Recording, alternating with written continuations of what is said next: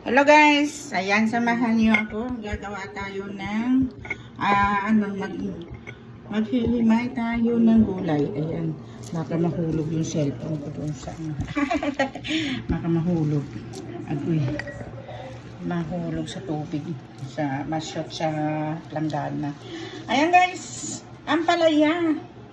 Ayan yan, linisan natin, tapos hugasan tayo. Lagay natin sa ziplock. Para anytime na magluto tayo,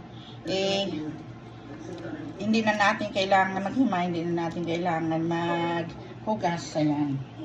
Inilalagay na natin sa ziplock at saka ilagay natin sa ref. Ayan. Ang ganyan kahalaga dito kasi mahal ang mga gulay at mga kailangan ng mga Pilipino dito, mahal. Kaya lahat ng